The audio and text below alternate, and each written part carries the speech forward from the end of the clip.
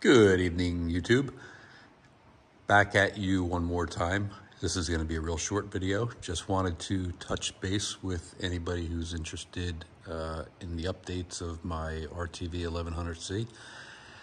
I finally picked up my rear screen window protection that I have installed. Very, very easy install. You literally put a rubber grommet on the post that sticks out and slide it right into this little U-shaped bracket here.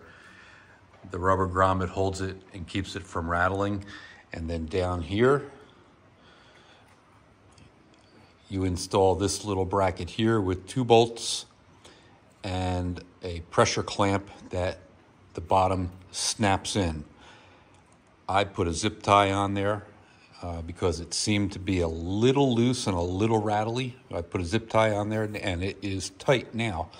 And this is designed like this so that you can unsnap this and clean your back window. Your window gets dirty and you're not going to be able to really get your hand in there and clean it. So this just lifts up and out of the way so you can clean that window. Kind of a neat design. This was really the only Kubota accessory that I purchased. It was $324, but it's not offered in the aftermarket, so I really had no choice. And if it was offered in the aftermarket, it would probably be a third of the price. It's nothing but black painted screen with a piece of angle iron on it, I guess. You know, it's not really rocket science there. A lot of money for that. But if it saves my back window, then it's going to be worth every penny of it, I suppose.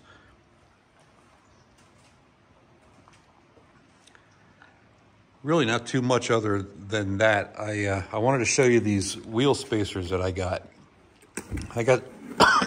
Excuse me, 2 sets for the front and the rear. These are made by Demon Power Sports. They're 2-inch, and they would just go right over top of the lug nuts and then push your wheels out 2 inches. I think in one of my other videos I kind of stated that I thought the wheels were inboard of the fenders a little bit and it looked a little awkward. I still think that that back wheel looks like it sits more inboard than the front wheel. So I'm going to put one set on the back first and see how that looks. And one thing I don't want is I don't want these things sticking out too far. So I'll start with the back wheels first, and then I'll decide whether I want to put them on the front wheels. I don't know. We'll see how it goes. And the other thing is, finally got a little bit more time on it. I actually have 3 hours and 32 miles now. I found something that I don't like. And it's not going to change my overall opinion. But, okay, so it's a given. This is a worksite vehicle. And they tell you right off the bat when you're purchasing it that it's made to work. It's not a recreational vehicle. RTV, in this case, stands for rugged terrain vehicle. It does not stand for recreational. And I knew that. And I bought it anyhow. And it goes 25 miles an hour, and that's fine with me. I really don't need to go much faster than that.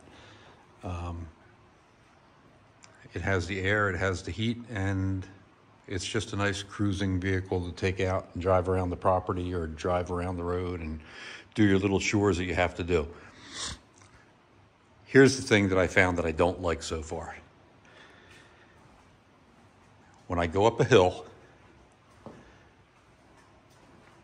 the speed drops from 25 to about 14 miles an hour, and it stays there.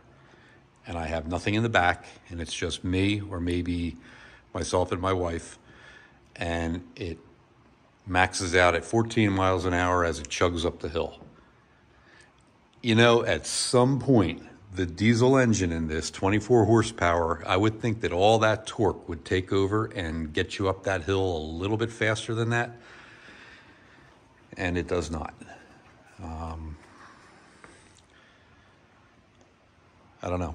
I don't particularly care for the fact that it loses 10 miles an hour off the top speed going up a hill, but what are you going to do? You know, I see people who, you know, I guess they flash these things, or, well, they probably don't have computers, but they do something to the engine, they do something to the,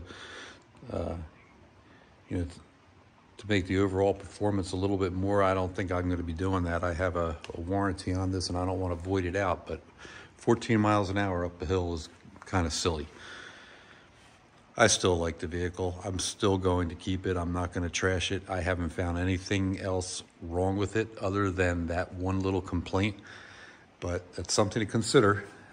Have you seen the video on YouTube where they put a chain between the John Deere 825 and this thing just drags it all over the place, doesn't even sweat doing it? And the John Deere started burning the belts, and if he didn't stop where he was at that particular time, he probably would have burned the belt off of that thing and done some serious damage. Just goes to prove that this Kubota is a real workhorse. You know, but in a drag race, you know, you're going to be looking at a green tailgate and red taillights as that John Deere just drives away from you. Good thing about it is I'm not drag racing this. All right, you've heard enough from me tonight. Anything else comes along and I need to pass it on to you, I will definitely let you know. I was going to do this outside today, but it's been pouring rain all day, and I don't feel like sitting outside in the rain talking about it. Have a good night. Talk to you soon. Bye.